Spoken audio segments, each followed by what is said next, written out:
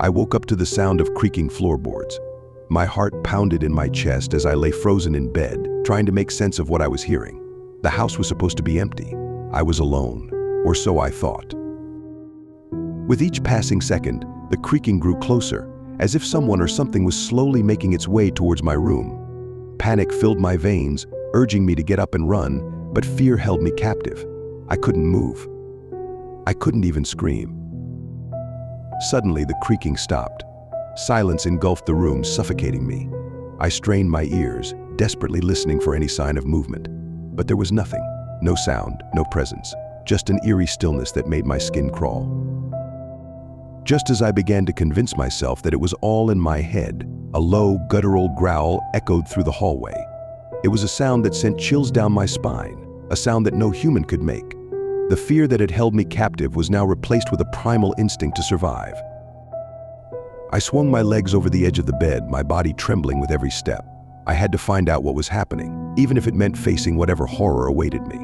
With each step, the air grew colder, and the atmosphere thickened with a sense of impending doom. As I reached the hallway, I felt a presence behind me. The hair on the back of my neck stood on end, and a cold breeze whispered across my skin. I turned around, but there was nothing there, just an empty hallway, shrouded in darkness. I continued down the corridor, my heart racing, my breath shallow. The house seemed to stretch endlessly, its walls closing in on me. Shadows danced on the walls, their twisted forms mocking my fear. I pressed on, determined to uncover the truth. Finally, I reached the source of the sound. The door to the basement stood before me, its wooden frame worn and weathered.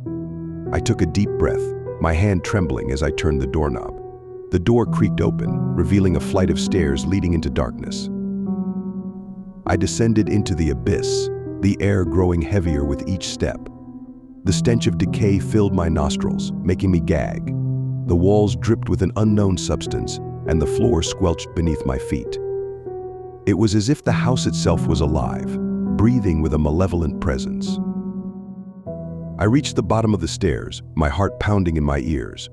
The basement was a labyrinth of twisted hallways and rooms, each one more sinister than the last. I navigated through the darkness, my only guide the flickering light of a single bulb. Then, I saw it. A figure stood at the end of the hallway, its silhouette distorted and monstrous. It turned its head slowly towards me, its eyes glowing with an otherworldly light. I froze, unable to look away from its gaze. In that moment, time stood still. The figure lunged towards me, its claws outstretched. I screamed, a primal sound that echoed through the basement. But it was too late.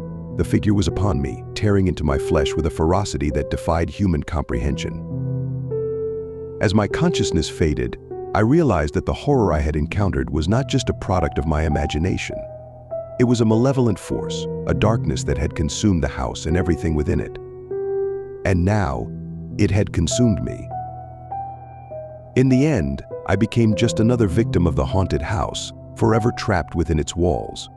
My screams joined the chorus of those who had come before me, a haunting reminder of the terrors that lurked within.